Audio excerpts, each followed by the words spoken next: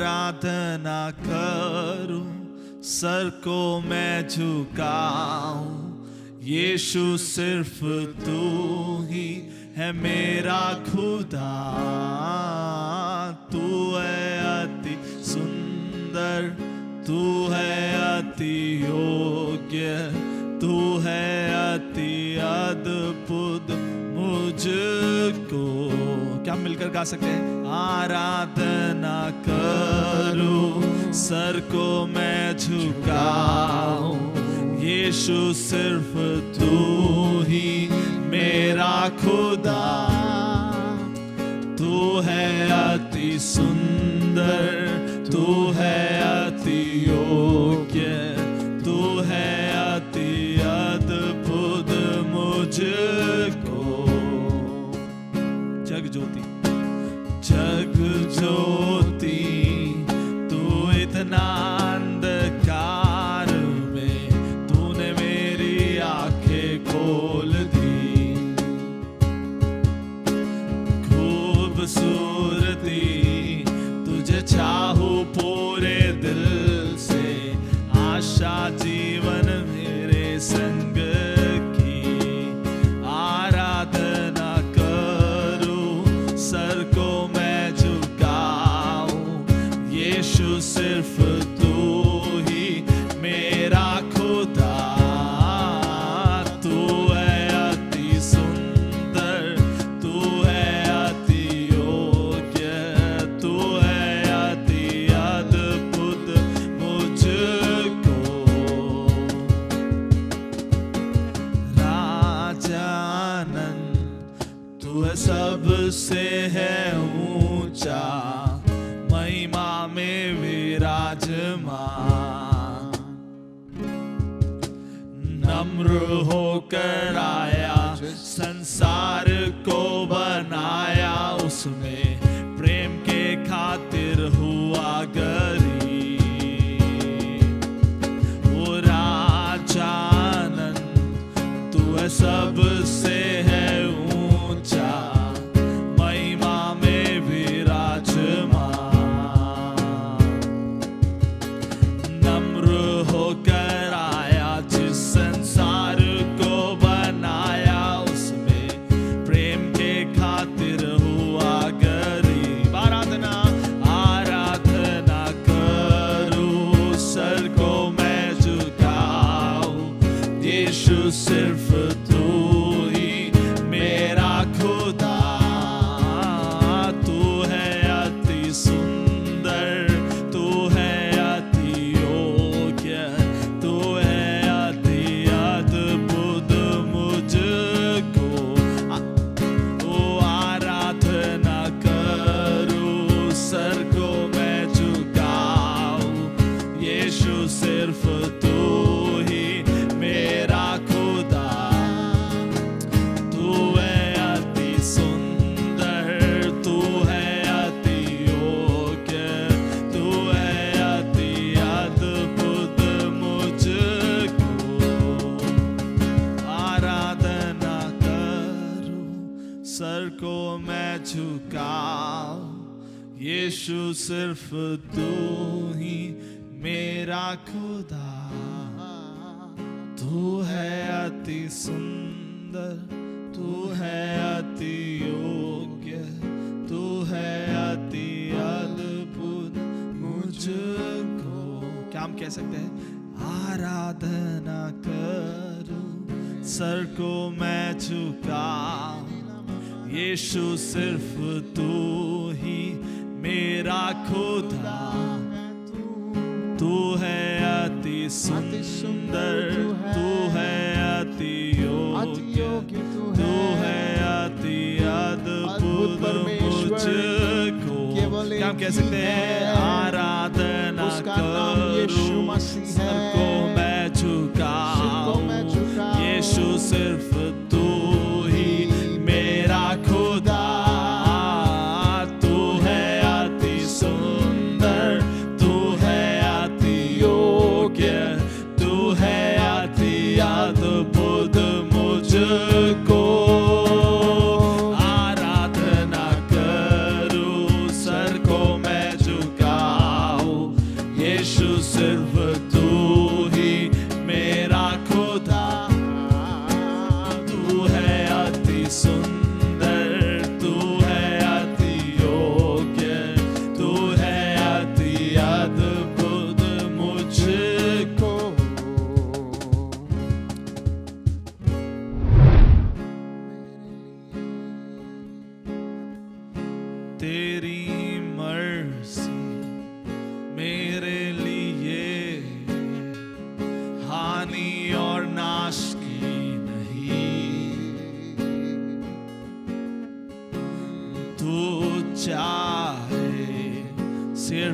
भलाई मेरे जीवन में सदा। तेरी मर्जी मेरे लिए हानि और नाश की नहीं हो। तू चाहे सिर्फ भलाई मेरे जीवन में सदा। तू मेरा खुदा पिता भी तू मेरा, बाहों में तेरे मैं रहूं सदा। मेरा खुदा पिता भी तू मेरा, बाहों में तेरे मैं रहूं सदा। सब मिलके गाए। मेरा खुदा पिता भी तू मेरा, बाहों में तेरे मैं रहूं सदा। तू मेरा खुदा पिता भी तू मेरा, बाहों में तेरे मैं रहूं सदा। तू मेरा खुदा पिता भी तू मेरा, बाहों में तेरे मैं रहूं सदा।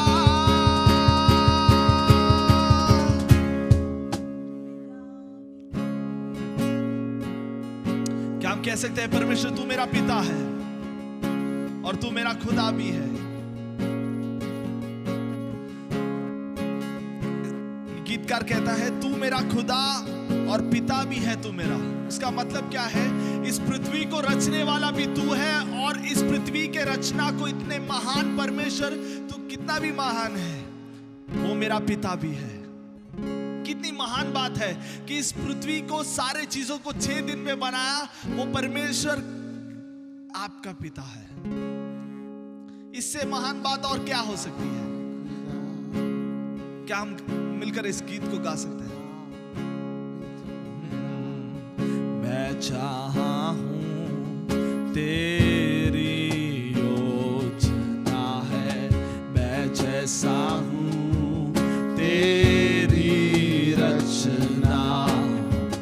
मेरा जीवन तेरे हाथों में,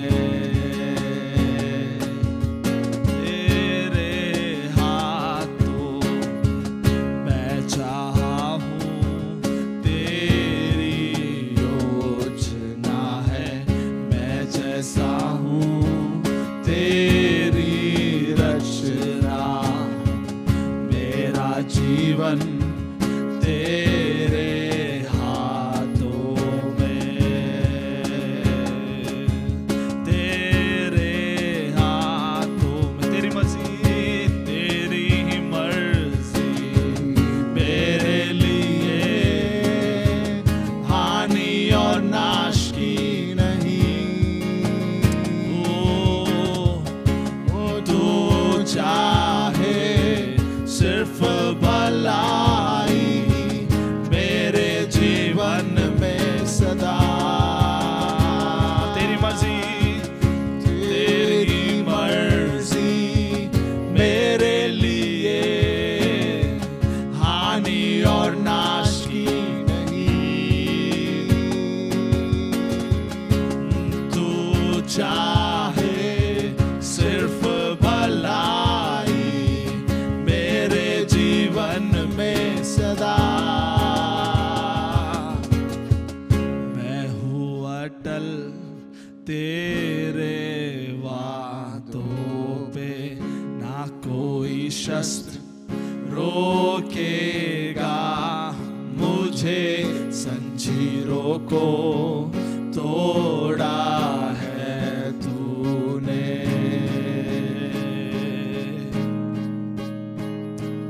मैं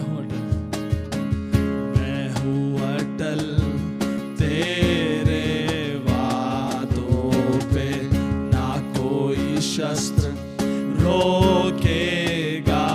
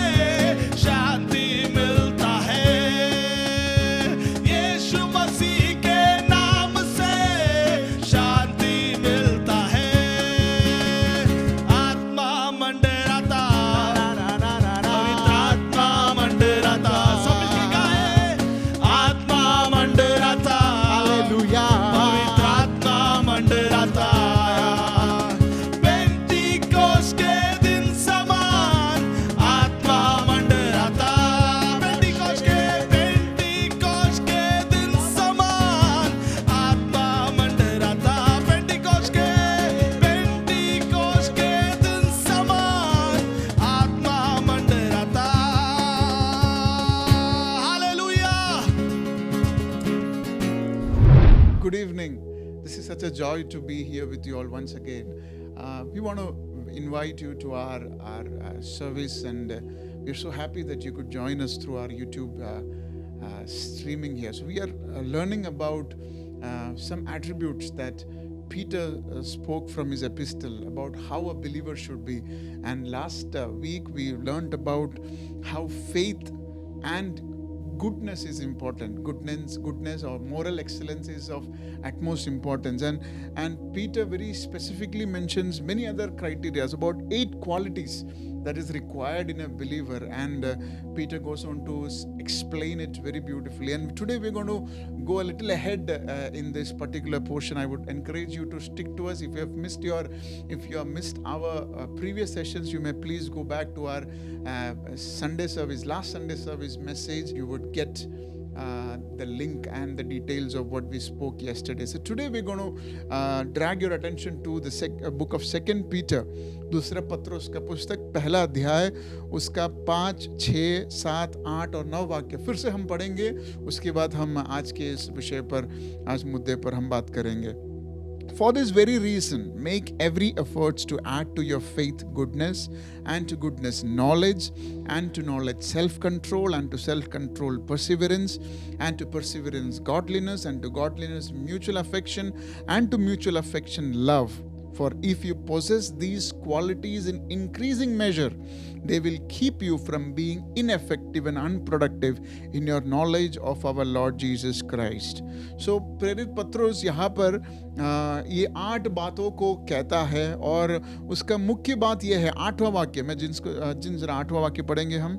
क्योंकि यदि ये गुण तुम में है, क्योंकि यदि ये 8 गुण अगर आप में है और उनका विकास हो रहा और है, सिर्फ गुण लेकर नहीं बैठना है, उस गुण का वो बढ़ाना है. अगर उस गुण इंक्रीजिंग मेजर में, बढ़ता हुआ मात्रा में अगर आपके जीवन में है, तो वे तुम्हें कर्मशील, और वो हमें कर्मशील, प्रोडक्टिव बनाएगा. कर्मशील और सफल बना देंगे. और सफल, प्रोडक्टिव एंड इफेक्टिव बना देंगे. किसमें इफेक्टिव बना देंगे? तथा उनसे तुम्हें हमारे प्रभु यीशु मसीह का परिपूर्ण ज्ञान प्राप्त होगा. परमेश्वर यीशु मसीह का परिपूर्ण ज्ञान प्राप्त होगा. तो ये 8 बातों को हम सीखने की कोशिश कर रहे हैं. हमने विश्वास के बारे में सीखा, गुडनेस के बारे में सीखा. आज हम तीसरी और एक महत्वपूर्ण क्वालिटी उसके बारे में हम सीख रहे हैं, वो है नॉलेज. उसका 5वां वाक्य.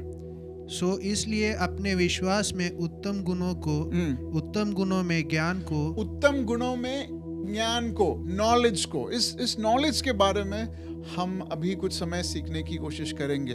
तो आपने ये सीखा, सुना कि कैसे ये 8 क्वालिटीज इंपॉर्टेंट है, और उसका तीसरा क्वालिटी है नॉलेज. ये जो बात है, इस नॉलेज को लेकर शुरू से ही लड़ाई हुई है. जब प्रेरित पत्रोस कहता है कि नॉलेज हमारे अंदर होना चाहिए, तो आप अगर बाइबल के स्टार्टिंग अध्याय में पढ़ेंगे तो यही नॉलेज के सिलसिले में ही आदम और हवा जो है परमेश्वर की इच्छा से दूर हुए थे. जब आप पढ़ते हैं तो यीशु मसीह ने या परमेश्वर ने जब एदन वाटिका को बनाया, तो उसमें से 2 वृक्ष ऐसे थे.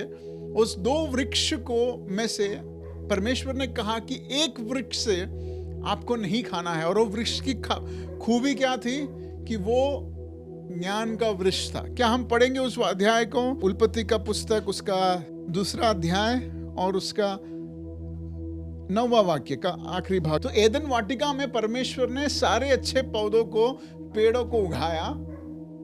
बाग के बीच में परमेश्वर ने जीवन के पेड़ को रखा. हाँ, उसने जीवन के पेड़ को वहां पर रखा, और उस पेड़ को भी रखा जो अच्छे और बुरे की जानकारी देता है. अच्छे और बुरे की जानकारी देने वाला, नॉलेज देने वाला, knowledge of good and evil का जो वृक्ष है उसे भी रखा. और परमेश्वर ने उनसे कहा कि सब फल और फूल आप तोड़ सकते हैं, खा सकते हैं, लेकिन इस नॉलेज के इस ट्री से आप ना खाए. लेकिन हम देखते हैं कैसे हवा जो है डिसीव हुआ, हवा जो है गलती कर बैठी, और उस नॉलेज के उस चीज को, उस फल को वो खाते हैं.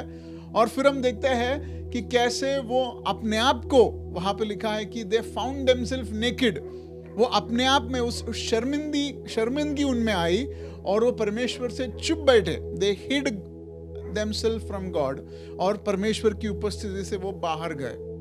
तो वहां पर देखिए, ध्यान दीजिए, वो 2 झाड़ के बारे में बहुत ही स्पष्ट रीति में परमेश्वर कहता है, लेकिन पाबंदी सिर्फ उस ज्ञान की उस वृक्ष के फल को खाने में था। और हम देखते हैं कैसे 3 अध्याय में जब परमेश्वर को पता चला कि वे लोग ने आज्ञा का पालन नहीं किया, तो परमेश्वर कहता है अब ये हमारे जैसे हो गए हैं, इन्हें अच्छाई और बुराई का जो अंतर है वो समझ आ गया है। अब इन्हें इस एदन वाटिका से बाहर ले जाना है, क्योंकि वहां पर जीवन का वृक्ष भी है। उस जीवन का वृक्ष भी है, और उस जीवन का वृक्ष से अगर वो खाएंगे तो वो कभी भी नहीं मरेंगे, और वे गलत रीति में जिस उद्देश्य के साथ परमेश्वर ने बनाया उस उद्देश्य को वो पूरा नहीं करेंगे। तो मैं ये सोच रहा था कि क्या परमेश्वर से गलती हुई कि वे 2 झाड़ को क्यों लगाया वहां पे? अगर नहीं खाना चाहिए तो झाड़ ही नहीं लगाते। एक दफा ऐसा बात हुआ कि एक बंदे को इस विषय के बारे में जब पता चला, वो बोला कि अगर मैं होता तो मेरे वाटिका से कितना भी फल है वो फल लेने में देता था, मैं ऐसा पाबंदी नहीं लगाता। तुम्हारा परमेश्वर कंजूस है, उसने ऐसे पाबंदी लगाए। तो यहाँ पर फल तोड़ना खाना का बात नहीं है, यहाँ पर कुछ और गंभीर चीजें हैं जो परमेश्वर उनसे चाहता था। अगर परमेश्वर चाहता कि ये वो लोग नहीं खाते तो जाहिर सी बात है कि वो वृक्ष वो वहां पर लगाते ही नहीं थे। तो ये हमेशा के लिए ना खाने का एक इंस्ट्रक्शन नहीं था। ये परमेश्वर चाहता था कि वे लोग परमेश्वर में बढ़े, आदम और हव्वा उस स्तर में बढ़े कि परमेश्वर उन्हें आज्ञा देगा। अब तुम उस स्तर में पहुंच गए हैं कि तुम इस न्याय के या इस नॉलेज के इस वृक्ष से तुम खाना खाओ या उस फल को तोड़ो। तो उस स्तर पर, उस मैच्योरिटी पर पहुंचने के लिए परमेश्वर इंतजार कर रहा है। लेकिन हम देखते हैं कि वो उस इंतजार ना करके उनके अंदर एक डिसोबीडिएंट स्पिरिट, जिसकी वजह से वे वो गलती कर बैठते हैं। कई बार हम भी ऐसी गलती कर बैठते हैं क्योंकि हम इंतजार नहीं करना चाहते, हम चाहते हैं सब कुछ कि हमारे पास जल्द से जल्द आ जाए। हम फास्ट फूड की तरह ऑर्डर दिया तो नेक्स्ट मोमेंट पे हमारे प्लेट में खाना आना चाहिए, उस तरह का घाई हमारे अंदर लगा रहता है। तो परमेश्वर की इच्छा नहीं थी कि वे लोग हमेशा उस झाड़ से ना खाए। परमेश्वर की इच्छा थी कि वे उस ज्ञान को पाए। परमेश्वर की इच्छा थी कि वे अनंत काल को पाए, लेकिन उसे वो एक स्तर में बढ़ने की जरूरत थी। लेकिन वे लोग इंतजार नहीं कर पाए और वो पाप को कर बैठे। तो इसलिए अब पुराने नियम में जब आप देखते हैं तो नॉलेज के लिए काफी मेहनत करने की जरूरत पड़ती थी। लेकिन नए नियम में जब हम आते हैं, हम उस विषय पर आएंगे, लेकिन नए नियम में जब हम आते हैं तो जिस विषय के लिए आदम और हव्वा को एदन वाटिका से बाहर जाना पड़ा, उस विषय को लेकर पतरस कहता है कि विश्वास के अंदर तुम्हारे एक ज्ञान होना जरूरी है। मतलब कहीं ना कहीं प्रेरित पतरस पवित्र आत्मा में निर्भर होकर ये कहता है कि जिस चीज के लिए आदम और हव्वा तरसा, उस चीज आपको परमेश्वर प्रदान कर रहा है। और आज हमें कलीसिया में यह समझ आना होगा कि विश्वास के साथ अच्छे स्वभाव और अच्छी स्वभाव के साथ अच्छे और बुरे का समझ, ये परमेश्वर हमारे जीवन में चाहता है। तो आज विश्वासी होने के नाते मैं आपको प्रोत्साहन देता हूं कि आपके अंदर विश्वास कूट-कूट के भरा हुआ होना चाहिए। आपके अंदर मॉरल एक्सीलेंस, स्वभाव अच्छे होने चाहिए, लेकिन इन दोनों के साथ परमेश्वर के प्रति एक अंडरस्टैंडिंग, समझ होने की जरूरत है। और इसलिए हम कलीसिया में वचन सिखाते हैं, इसलिए हम वेडनेसडे को सिखाते हैं, ताकि हम इस नॉलेज में आगे बढ़े। आमेन। आप लोग हैं मेरे साथ? आप लोग हैं मेरे साथ? सहमत हैं? Yes, very good. तो ये नॉलेज, ज्ञान हम कैसे बढ़ा सकते हैं? हम पढ़कर बढ़ा सकते हैं। चीजों को पढ़कर हम ज्ञान ले सकते हैं। हम चीजों को सुनकर हम ज्ञान ले सकते हैं। We can acquire knowledge by reading.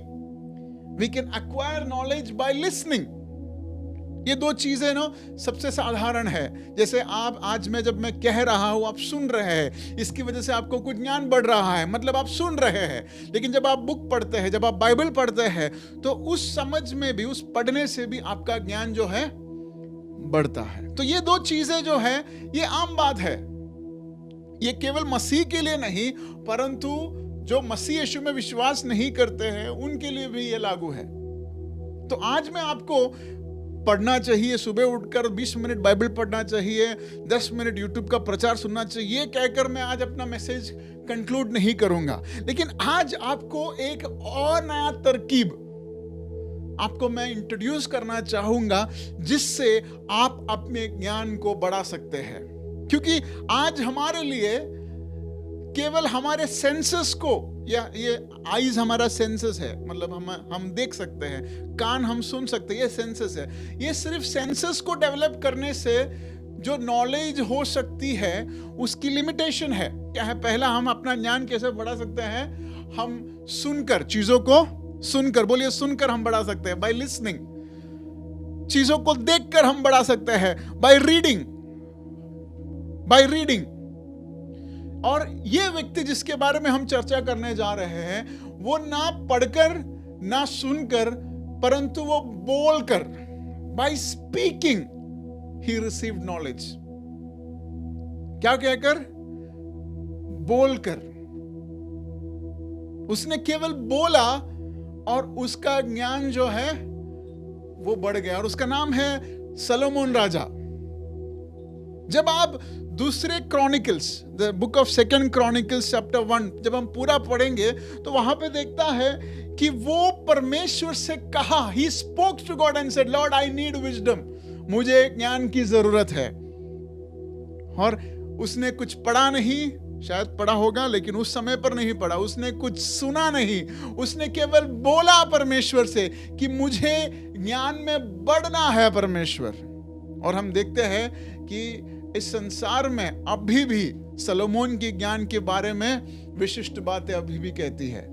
तो उस विषय पर हम कुछ समय चर्चा करने जा रहे हैं, कि मैं विश्वास करता हूं इस सीजन में परमेश्वर की उस इंपॉर्टेंट चीज, उस अंडरस्टैंडिंग जो है, नॉलेज ऑफ गॉड जो है, हमारे कलीसिया को और हमें सुनने वालों को परमेश्वर प्रदान करने वाली है। So let's just understand some principles that king Solomon followed. कुछ सिद्धांत जो परमेश्वर के दास और इजराइल के राजा सुलेमान राजा ने किया था। अपना ध्यान दूसरी Chronicle, second book of second chronicles, इतिहास का दूसरा इतिहास, उसका पहला अध्याय जरा हम पढ़ेंगे। The book of second chronicles chapter number 1, पहला अध्याय और उसका पहला वाक्य। सुलेमान एक बहुत शक्तिशाली राजा बन गया, क्योंकि यहोवा उसका परमेश्वर उसके साथ था। यहोवा ने सुलेमान को अत्यधिक महान बनाया। सुलेमान ने इज़राइल के सभी लोगों से बातें की। उसने सेना के शतपतियों, सहस्त्रपतियों, न्यायाधीशों, सारे इज़राइल के सभी प्रमुखों तथा परिवारों के प्रमुखों से बातें की। तब सुलेमान और सभी लोग उसके साथ इकट्ठा हुए और उस उच्च स्थान को गए जो गिबोन नगर में था। मिलाप के तंबू में यहोवा के सामने कुसे की वेदी तक सुलेमान गया। सुलेमान ने 1000 होमबोली वेदी पर चढ़ाई। ठीक है, यहाँ पर हमने 2-3 वाक्य ऐसा पढ़ा जिसमें से कई सारे ऐसे विशिष्ट बातें जो सुलेमान राजा ने किया उसके बारे में जिक्र किया है। और 7वां वाक्य जरा फिर से हम ध्यान देंगे। 7वां वाक्य, उस रात, यहाँ पर जरा ध्यान से सुनिए। उस रात परमेश्वर सुलेमान के पास आया। परमेश्वर ने कहा, सुलेमान, हे सुलेमान, मुझसे तुम वह मांगो जो कुछ तुम चाहते हो। Ask for whatever you want me to give you, जो भी आप चाहते हैं वो मांगो। 8वां वाक्य, सुलेमान ने परमेश्वर से कहा, तू मेरे पिता दाऊद के प्रति बहुत कृपालु रहा है। 10वां वाक्य हम पढ़ेंगे। अब तू मुझे बुद्धि और ज्ञान दे। हाँ, सो सुलेमान राजा ने क्या कहा? अब तू मुझे बुद्धि और Give me wisdom and knowledge that I may lead this people, for who is able to govern this great people of yours. यहां पर हम तीसरे उस मेथड को देख रहे हैं जब सुलेमान राजा ने क्या, ही स्पोक, उसने परमेश्वर से कहा, और हम 12वें वाक्य में पढ़ते हैं, परमेश्वर कहता है जो कि तूने ये मांगा है मैं तुम्हें दूंगा।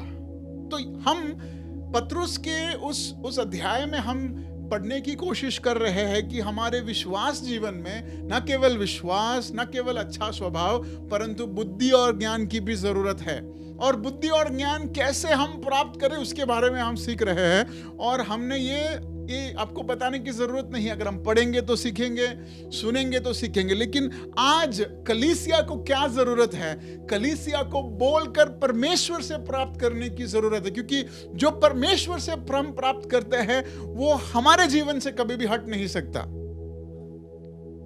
परमेश्वर से जो हम बुद्धि और ज्ञान को प्राप्त कर सकते हैं वो ही हमें आगे ले जाता है।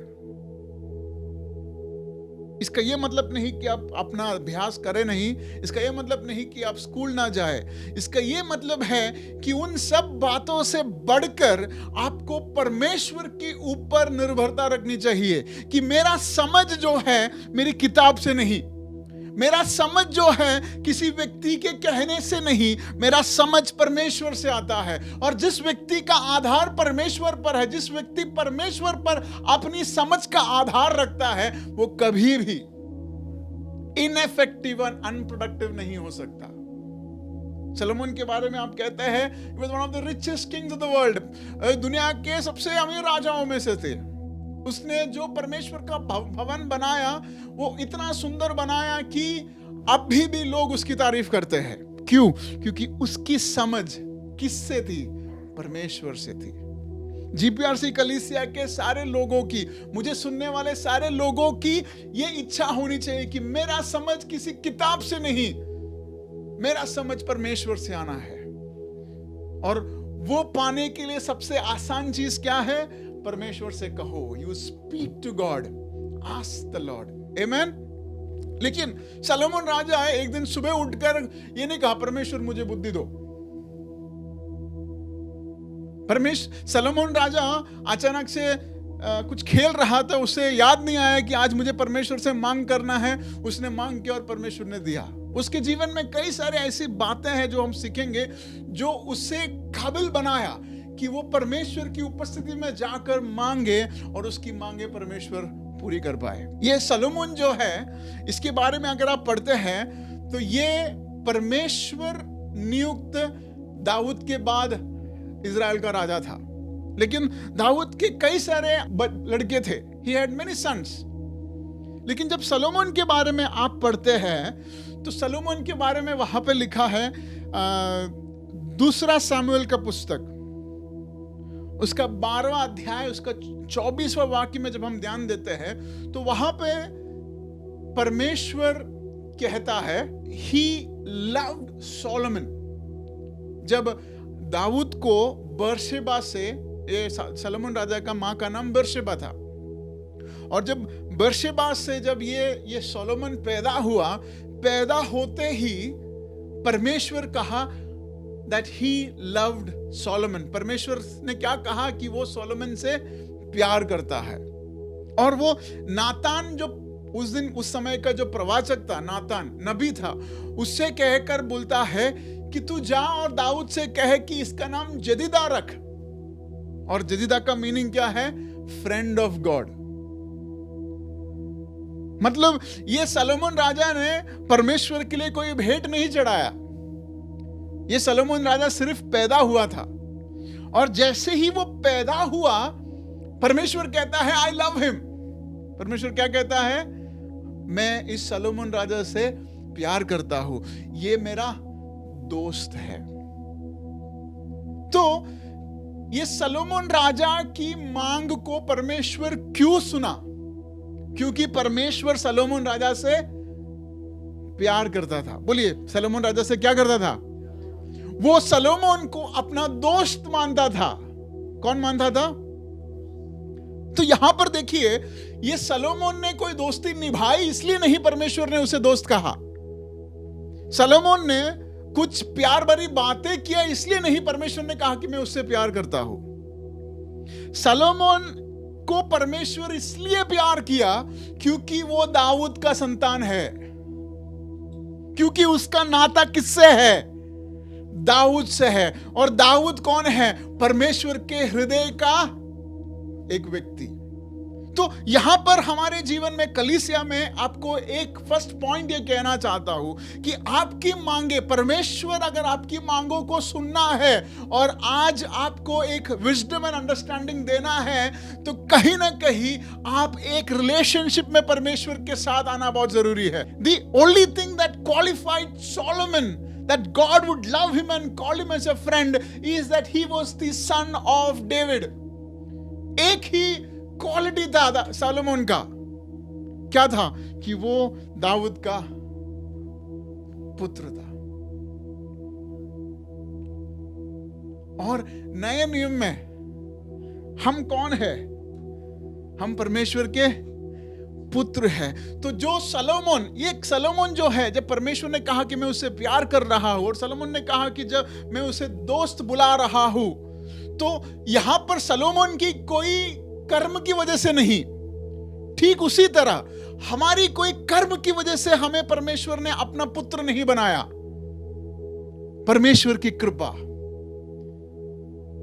सलोमन को क्यों बनाया? क्योंकि वो दाऊद का बेटा था। हमें परमेश्वर क्यों प्यार करता है? क्योंकि हम कृपा के वास्ते परमेश्वर के पुत्र हम बन गए हैं। आपको समझ आ रही है इस बात को? Are you able to understand? तो हम और सलोमन में क्या समानता है? हम दोनों को परमेश्वर प्यार करता है। सलोमन को इसलिए क्योंकि वो दाऊद का संतान है, लिजन को इसलिए क्योंकि वो परमेश्वर का संतान है। He is an adopted son of God. Romeo की पत्री में हमने ये सीखा है। तो ऑटोमेटिकली जैसे सोलोमन की फर्स्ट क्वालिटी क्राइटेरिया जैसे वो पैदा होते ही फुलफिल हुआ, उसी तरह हमारे जीवन का भी सबसे पहला क्राइटेरिया, जब हम मसीह को अपना पिता माना, तब वो क्राइटेरिया पूरा हुआ है। Hallelujah. Solomon was the son of David. Second, established himself firmly over his kingdom. वहां पे लिखा है कि उसने अपने आप को क्या किया? Established, स्थापित कर दिया उसने अपने आप को। तीसरी एक गुण जो हम सोलोमन के बारे में देखते हैं, तीसरा खूबी क्या है सोलोमन? हम क्या सीख रहे हैं? आपको मैं याद दिला दूं कि हम वो सीख रहे हैं कैसे सोलोमन ने पूछा और उसे मिला। क्या आप मेरे साथ हैं इस प्रचार में? पूछने पर हमें कैसे प्राप्त होता है? पहला, एक रिश्ता। दूसरा, परमेश्वर ने मुझे स्थापित किया है ये समझ। तीसरा, वहां पे लिखा है for the Lord his God was with him. परमेश्वर उसके साथ था। परमेश्वर अगर आपके संग रहना है तो कई सारे संगी को आपको जाने देना है, कई सारे दूसरे संग के जो लोग हैं उसे आपको देना है। परमेश्वर के लिए उसने जगह बनाया। कई बार 20-20 साल से हम प्रार्थना कर रहे हैं लेकिन विषय पर उत्तर इसलिए नहीं क्योंकि परमेश्वर हमारे संग नहीं है। यहां पर लिखा है सोलोमन राजा के संग कौन था? परमेश्वर, उसकी उपस्थिति था। ये किसकी खूबी है? सोलोमन की खूबी है। जब वो अपने नाता अपना वो कहा कि दाऊद का पुत्र है, वो ये विश्वास करता था कि परमेश्वर ने उसे स्थापित किया। वो ये मानता था कि परमेश्वर उसके साथ था। वो परमेश्वर की खोज करता था। वो परमेश्वर को भेंट चढ़ाया। इतनी सारी बातें जब हुआ तो हम 7वें वाक्य में कहते हैं, एक रात, that night God appeared to Solomon. परमेश्वर स्वयं उसके सामने प्रकट हुआ। परमेश्वर क्या कहां प्रकट हुआ? उसके सामने प्रकट हुआ। Encountering God. सो परमेश्वर की वचन जब हम पढ़ते हैं तो कई बार हमें लगता है कि पूछने में हमें मिल जाता है। यस, पूछने में मिलता है, लेकिन वो कब पूछना है? जब हम परमेश्वर की उपस्थिति में है, when he encounter encountered God. उस रात उसने परमेश्वर को देखा. That night God appeared. परमेश्वर को लगा कि मुझे अपने आप को रिवील करना है सोलोमन के सामने. God appeared बोला है. सोलोमन देखकर गया नहीं, जहां पर था वहां पर परमेश्वर ने अपने आप को प्रकट किया. ये लेवल तक हमें पहुंचना है, where God appears, reveals himself to us.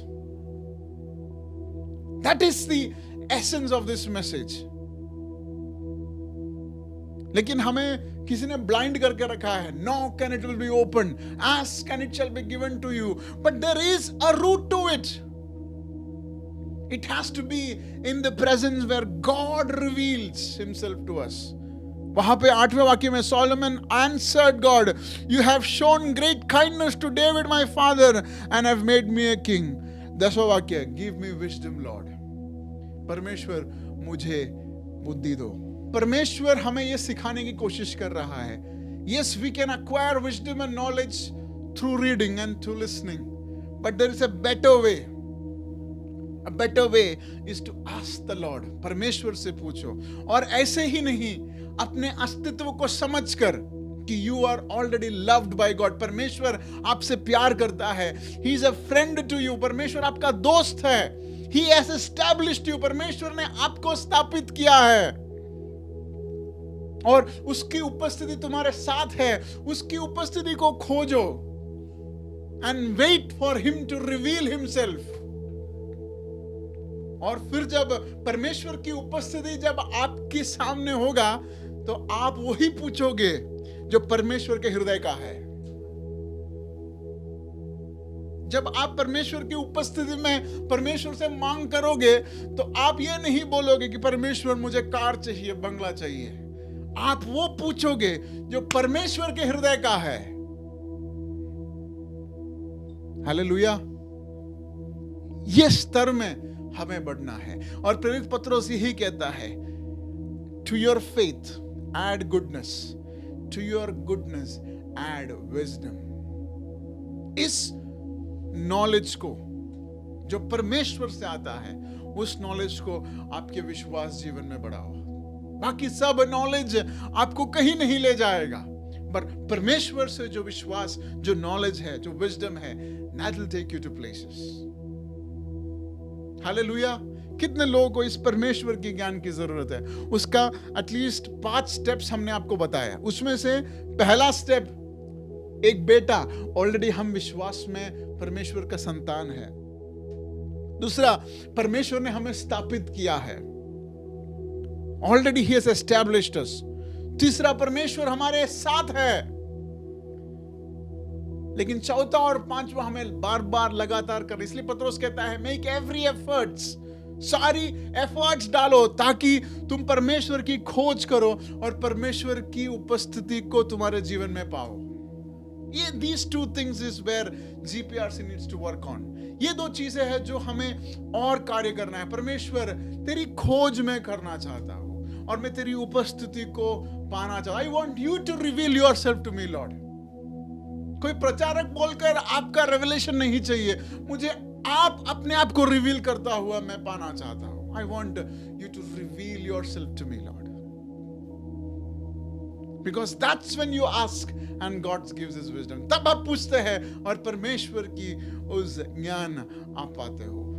Can we close our eyes? क्या हम अपने आंखों को बंद करें और प्रार्थना करें कि परमेश्वर मुझे तेरी खोज करने के लिए और तेरी उपस्थिति पाने के लिए सहायता करे, और तेरी उपस्थिति में रहकर मैं तेरे ज्ञान को पाना चाहता हूं. परमेश्वर, I want to get this knowledge in your presence, Lord. तेरी उपस्थिति में तेरे नॉलेज को, ज्ञान को पाना चाहता हूं. मैं बढ़ना चाहता हूं मसीह में. मैं वचन पढ़कर वचन किस रीति में या किस स्थिति में लिखा है वो समझना चाहता हूं. मैं वचन की सच्चाई को लोगों को बताना चाहता हूं. परमेश्वर, उसके लिए तू मुझे समझ दो. तेरी उपस्थिति में वो समझ दो. परमेश्वर, कितने लोग ये तहे दिल से चाहते हैं कि परमेश्वर तेरी समझ मुझे चाहिए. I need this knowledge Lord. The knowledge that Adam and Eve craved, God is giving it to us. परमेश्वर हमें दे रहा है वो. He is giving it to us, provided we remain in the presence. उसके उपस्थिति के बाहर का नॉलेज हमें कहीं नहीं ले जाएगा. It can help us in this world, but will not lead us to eternity. क्या हम आज परमेश्वर से कहेंगे, Lord, I need your presence, and in your presence I seek wisdom. परमेश्वर हमारे कलीसिया के सारे लोग और खास करके जो हमें देख रहे हैं उन तक ये संदेश पहुंचने के लिए तो सहायता करे परमेश्वर. तेरी समझ में बढ़ने के लिए हम अनजान नहीं बनना चाहते हैं, क्योंकि अज्ञानता में कई बार हम फेल हो रहे हैं परमेश्वर. हम अज्ञान नहीं बनना चाहते. We want your wisdom, Lord. And as Solomon asked, जैसे राजा सोलोमन ने पूछा, हम कलीसिया मिलकर आपसे पूछते हैं परमेश्वर, Would you please give me wisdom to govern my assignments? क्या मेरी जिम्मेदारियों को पूरा करने के लिए तू मुझे समझ से भर देंगे? I need your wisdom, Lord. I need your wisdom. I want to be a complete believer, Lord. एक पूर्ण संपूर्ण believer मसीह जीवन में, मसीह विश्वासी बनना चाहता हूँ परमेश्वर. I want to be a complete believer in increasing measure. आज का नॉलेज नहीं, हर दिन आपके ज्ञान को मैं अपने जीवन में बढ़ाना चाहता हूँ परमेश्वर. तू सहायता करने वाला है, इसलिए धन्यवाद. इस संदेश को हफ्ते भर में मेरे हृदय में कार्य करने के लिए तू सहायता करे. आपने हमारे प्रार्थनाओं को सुना, इसलिए धन्यवाद. यीशु मसीह के नाम में, Amen. God bless you. Thank you all for joining. If you are blessed by this message, do share this video. Do let us know for any prayer requests or any doubts. We'll be happy to connect with you. Thank you for joining. Stay blessed. God loves you.